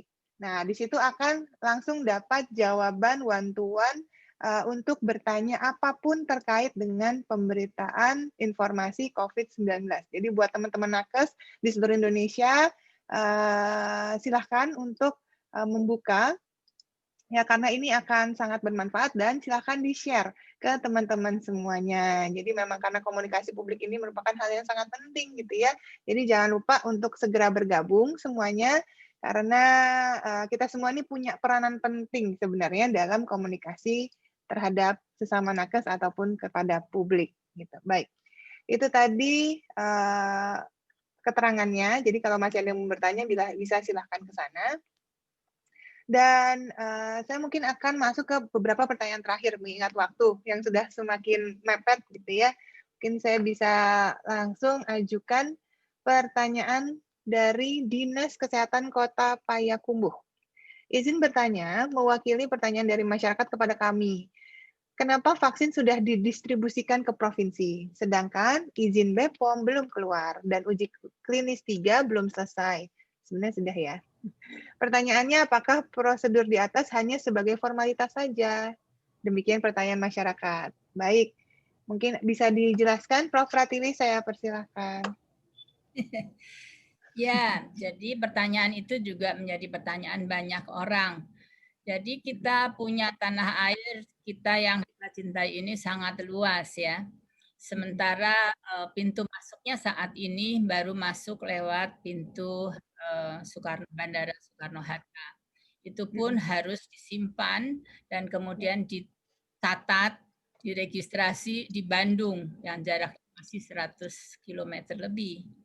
Nah, kalau kita ini ingin mendistribusikan, maka masalah distribusi ini saya rasa di Indonesia ini merupakan masalah yang krusial, masalah yang penting, tidak mudah sama sekali. Kita sehari-hari saja memerlukan distribusi dari vaksin-vaksin yang dipakai oleh anak-anak, balita misalnya, vaksin untuk orang dewasa, demikian juga mempunyai masalah distribusi yang cukup pelik ya. Kalau harus mencapai kepada daerah-daerah yang terpencil misalnya. Jadi Kementerian Kesehatan yang mempunyai tanggung jawab dalam hal ini untuk melakukan distribusi telah mengantisipasi hal ini. Pertama, kita ingin mendistribusikannya agar pada waktunya nanti kita bisa melakukan vaksinasi dengan segera. Yang kedua, kita juga ingin mempelajari alur distribusi itu. Hambatannya apa, waktunya berapa lama, kalau dari Jakarta ke Padang itu berapa lama, Jakarta ke Jogja itu berapa lama, apa saja kendalanya, misalnya kendala cuaca adakah, kendala jalan adakah. Jadi hal itu adalah merupakan masalah yang satu masalah sendiri gitu, yang harus diatasi. Masalah distribusi ini tidaklah atau tidak usah menjadi suatu hal yang kita risaukan seolah-olah ini adalah sesuatu yang bisa menyebabkan Badan POM bekerja dalam tekanan. Teman-teman kita di Badan POM kita harus mempercayai integritasnya sehingga mereka pasti akan bekerja profesional karena mereka bekerja untuk banyak orang, untuk kemanusiaan, untuk manusia, untuk mengatasi pandemi, suatu pekerjaan yang sangat mulia yang tentu saja harus dikerjakan dengan hati-hati dan seksama, dan saya yakin ini dikerjakan oleh Badan POM sehingga kita mempercayakan semuanya kepada Badan POM seperti halnya kita juga mempercayakan kepada MUI untuk masalah halal haram ini karena MUI juga memikul tanggung jawab yang besar dalam hal ini untuk meyakinkan seluruh orang bahwa bukan hanya meyakinkan, untuk memastikan kepada semua kita ini bahwa vaksin yang akan dipakai ini adalah vaksin yang halal. Demikian pertanyaannya. Saya jawab, terima kasih. Baik, terima kasih banyak. Saya setuju ya. Karena Indonesia ini luas sekali, distribusinya juga pasti butuh waktu. Dan pemerintah ini sudah menempatkan tenaga medis, ya, tenaga petugas kesehatan ini semuanya sebagai prioritas. Jadi resiko yang diambil juga nggak masalah, yang penting diberikan proteksi secepat mungkin. Karena kita tahu, kita sudah kehilangan tenaga medis ini sudah banyak sekali rekan-rekan kita. Ya, kita sampai akhir tahun kemarin sudah lebih dari 530 tenaga medis yang meninggal dunia. Kemudian dari dokternya sendiri sudah lebih dari 230 ya tenaga medis yang meninggal dunia. Jadi ini kita berpacu dengan waktu. Jangan sampai kita mundur-mundur lagi terus kita kehilangan ya itu tadi keselamatan jiwa kita semua. Betul ya Dokter Dirga, mungkin bisa menambahkan. Iya. Jadi distribusi ini kan prinsipnya jangan sampai ada waktu yang terbuang. Tapi Bapak Ibu harus yakin vaksinasi tidak akan dimulai kalau belum ada izin dari BPOM, ya. Betul. Tadi barusan saya dapat informasi, saya baca di berita, insya Allah hari ini akan ada pengumuman dari BPOM, ya. Semoga kita bisa mendengar hasil yang baik. Tapi bukan berarti ini formalitas, tekanan tidak. BPOM itu memiliki reputasi yang sangat baik, tidak hanya di regional, tetapi juga secara global. Jadi saya sangat percaya dan ini tidak akan sembarangan, karena ini menyangkut kondisi atau nasib rakyat Indonesia ya. Jadi pasti semua hasil keputusan BPOM itu dapat bertanggungjawabkan secara ilmiah gitu, Teresa. Iya, saya setuju. Karena Badan POM kita ini juga nggak main-main ketatnya nih. Ini kita memakai standar seperti FDA atau Food and Drug Administration di Amerika dan Eropa. Jadi standar yang digunakan ini sama, gitu ya. Jadi kita tidak perlu khawatir. Apalagi kalau masih ada yang bertanya, wah ini vaksinnya dari Cina dan lain sebagainya. Wah itu standarnya sama nih internasional ya. Bahkan dari Badan Kesehatan Dunia aja sudah menetapkan standar yang tinggi dan ini sudah berhasil dicapai. Dan kita mendistribusikan juga kan sebenarnya pemerintah tuh bukannya mendistribusikan sesuatu tanpa diketahui background-nya. Ya, dari segi keamanan dan efek samping kan juga sudah lewat di uji klinis fase 1 dan 2 waktu itu. Di mana harusnya kita sudah tidak bertanya lagi nih kalau vaksin ini sudah masuk ke fase ketiga, gitu ya. Karena fase ketiga ini hanya melihat efikasi atau bahasa awamnya kemanjurannya saja, gitu. Jadi pasti kalau dari keamanan dan efek sampingnya juga sudah aman semuanya, maka siap untuk didistribusikan, mengambil resiko bagaimana nanti efektivitasnya. Jadi nggak perlu khawatir, gitu ya. Dan ini malah justru kita harus berterima kasih. Ini pemerintah nih udah sayang banget nih sama tenaga medis semuanya ini ya, ingin menyelamatkan nyawa. Oke, baik.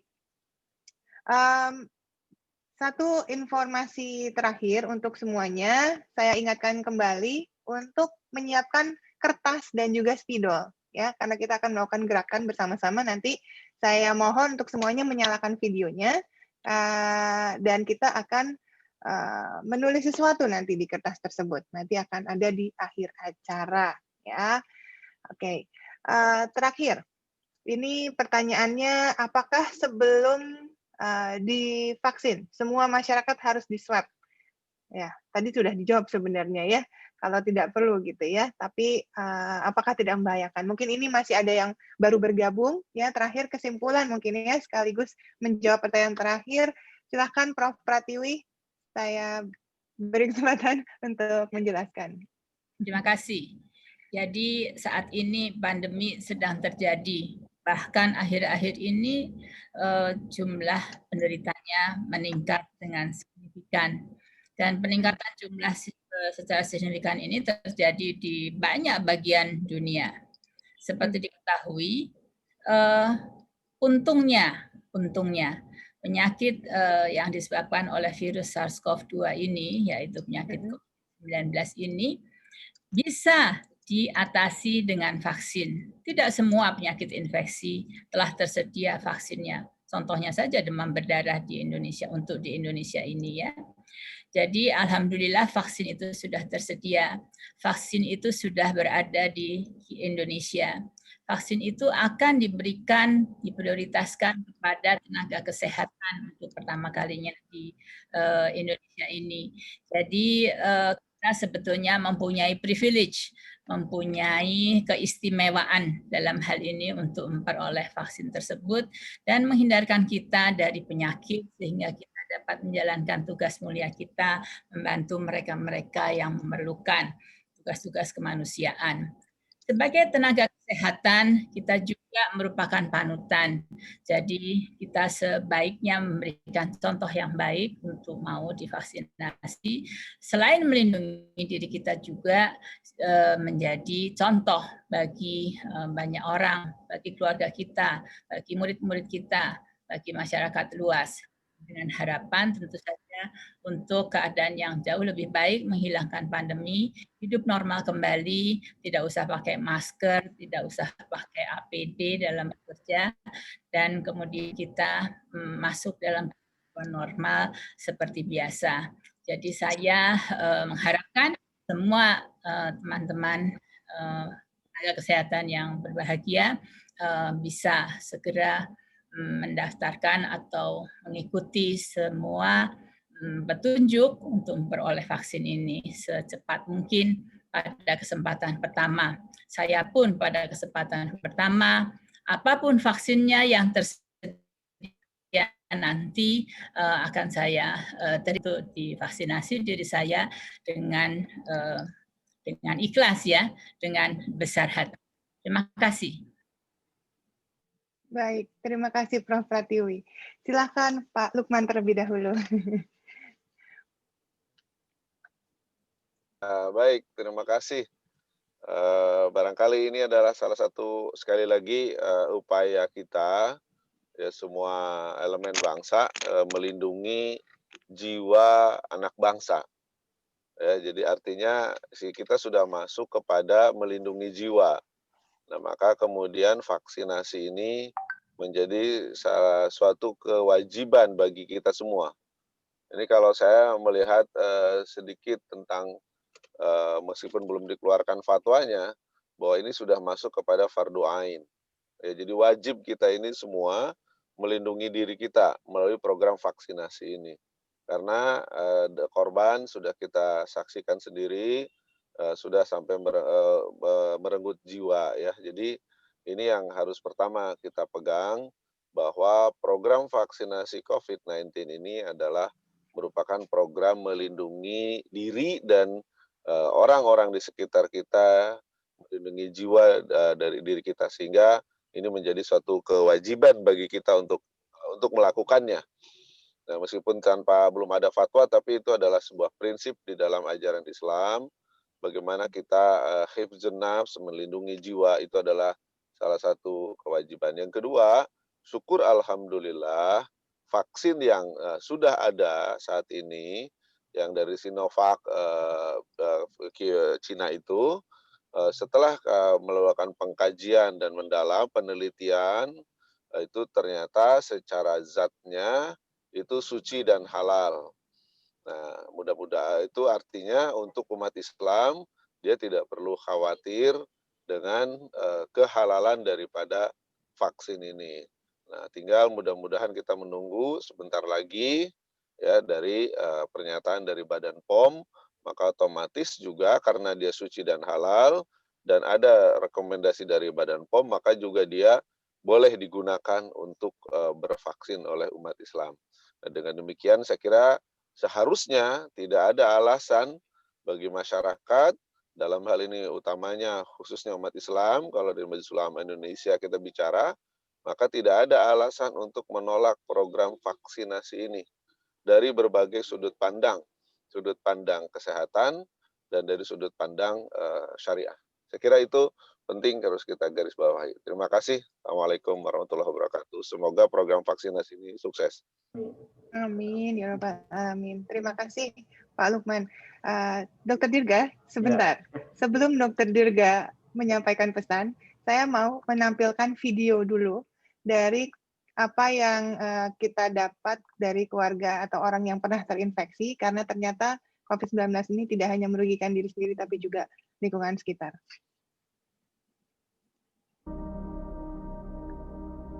Aku paham bahwa mamaku tuh sebetulnya ketakutan. Jadi dia tahu bahwa anaknya hasil swab-nya positif, terus kemudian dia melihat sendiri suaminya meninggal, jadinya dia ketakutan, ini aku pasti COVID gitu. Kalau katanya dokter itu, ibu itu cemas, ibu itu mikir mbak, jadi dia nggak bisa atur pernafasannya. Jadi saturasinya mamaku tuh pernah sampai 60.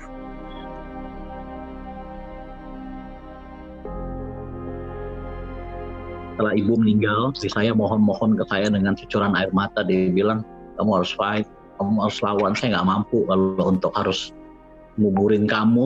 Aduh. Baik, itu tadi beberapa kisah yang mungkin kita sebagai nakes hadapi gitu ya setiap hari ya, bahwa ada korban yang terinfeksi dan kehilangan anggota keluarganya. Ya, karena kita tahu proteksi itu penting, mencegah lebih baik daripada mengobati, jangan sampai menyesal kemudian. Baik, saya minta satu kalimat penutup dari Dr. Dirga. Dan sebelumnya saya ingatkan dulu, mohon maaf, semuanya untuk menyiapkan kertas dan juga spidol ya. Semua peserta yang hadir hari ini siapkan kertas dan juga spidol ya. Baik, silakan Dr. Dirga. Ya, teman-teman, bila pada saatnya ya BPOM sudah mengeluarkan izin ya untuk penggunaan merek vaksin apa saja ya, maka jangan atau tidak perlu ragu terhadap keamanan dan efektivitasnya. Yaitu pada prinsipnya kita gunakan vaksin yang lebih dulu tersedia karena kita ingin sesegera mungkin terlindungi. Gitu. Yang kedua, secara keilmuan saya sangat yakin dengan profil keamanan dan efektivitas dari vaksin-vaksin COVID yang ada, termasuk Sinovac, Pfizer, semuanya insya Allah semuanya aman dan efektif. Oleh karena itu hati-hati, jangan termakan hoax, jangan mikir-mikir sendiri, bikin asumsi sendiri, enggak ya, karena kita kalau di kedokteran selalu berbasis pada data, pada penelitian gitu ya. Dan yang terakhir ya, ayo ya, kalau sudah dianjurkan untuk vaksinasi, sekali lagi kita ini akan menjadi contoh. Selain satu, kita harus terlindungi karena kita di garda terdepan, kita ini akan menjadi contoh. Kita ini panutan bagi masyarakat. Kalau nakesnya aja nggak vaksinasi, gimana yang bukan nakes mau vaksinasi ya? Oleh karena itu yang pertama kita vaksinasi, dan nanti selanjutnya secara bertahap, insya Allah rakyat secara luas, masyarakat akan mengikuti kita untuk vaksinasi. Gitu. Demikian. Baik, terima kasih banyak Dr. Dirga. Untuk semua peserta, mari kita semua hari ini sudah selesai berdiskusi, sudah mendapatkan ilmu, sudah mendapatkan edukasi dari para narasumber hebat yang hadir pada hari ini. Maka mari kita tulis sama-sama di kertas bahwa saya siap divaksin. Mari kita tulis segera, kemudian kita angkat tulisannya, dan kita semua nanti akan difoto, didokumentasi, ya, dan akan dijadikan satu dalam rangkaian 4 hari edukasi tenaga medis satu Indonesia ini. Baik, sambil menunggu ada satu video pesan, dan ini juga sangat penting. Ini akan mengingatkan betapa pentingnya untuk kita divaksin. Silakan video terlebih dahulu.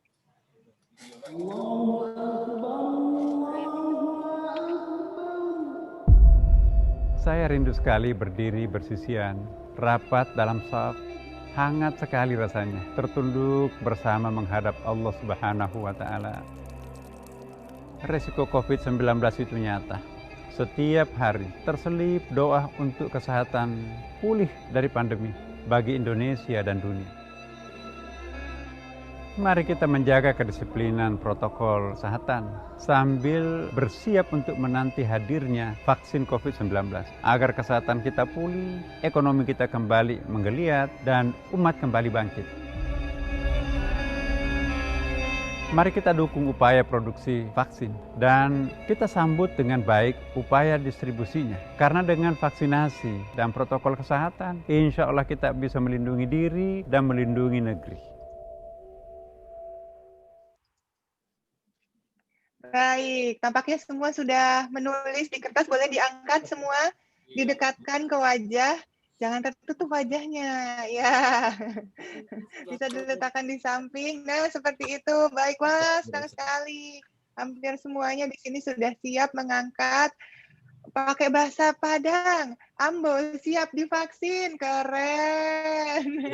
Keren banget, keren. Oke, baik. Kita akan menghitung 1, 2, dan 3. Kalau ada yang tidak memiliki kertas, bisa ditulis di kolom chatnya ya. Oke, boleh ditulis di sana bahwa saya siap divaksin. Wah, keren banget semuanya. Ini biasanya tenaga medis tulisannya nggak kebaca, ini kebaca loh semuanya. Baik, terima kasih semuanya. Saya hitung ya. 1, 2, 3. Oke, baik. Itu masih ada yang belum mungkin. Baik, kita dekatkan lagi kertasnya ke depan. Terima kasih. 1, 2, 3. Baik, terima kasih banyak semuanya atas partisipasinya. Semoga bisa bermanfaat untuk semuanya ya acara pada hari ini. Terima kasih. Ini banyak sekali juga yang menuliskan di kolom chat bahwa siap divaksin. Baik, terima kasih. Saya ucapkan terima kasih banyak kepada para narasumber hebat kita hari ini. Terima kasih Prof. Pratiwi atas informasinya dan kehadirannya. Sehat selalu. Terima kasih banyak Pak Lukmanul Hakim. Terima kasih. Ya, terima kasih. Sama-sama. Sehat selalu. Terima kasih Dr. Dirga Sakti Rambe. Sehat selalu. Dan terima kasih untuk semuanya yang sudah hadir. Banyak yang bertanya perihal link dan juga informasi yang tadi sudah di-share. Mungkin bisa diakses, karena ini semua video-video, edukasi, dan sharing-sharing, ini semua tersedia di website covid19.go.id, dan juga di seluruh media sosial. Ada yang namanya di Instagram itu @lawancovid19_id, atau melalui link s.id/info vaksin. Ya, atau kalau ada yang mau bertanya langsung bisa melalui 119 extension 9. Tapi kalau masih ada yang juga tadi beberapa yang bertanya perihal hoax, apakah berita ini benar, berita itu tidak benar gitu ya. Nah, semua itu bisa dicek melalui website tersebut ya. Websitenya saya ulangi sekali lagi, covid19.go.id. Di situ ada tombol khusus Hoaxbuster. Nah, untuk memastikan berita yang didapatkan pada saat itu hoax atau bukan, bisa tuh dibaca di situ. Karena sudah ada ribuan konfirmasi berita yang tidak benar ternyata tentang hoax di Indonesia sendiri sejak awal pandemi. Baik, terima kasih. Kalau begitu saya ucapkan, saya pamit. Sampai jumpa dan wassalamualaikum warahmatullahi wabarakatuh. Waalaikumsalam. Wabarakatuh.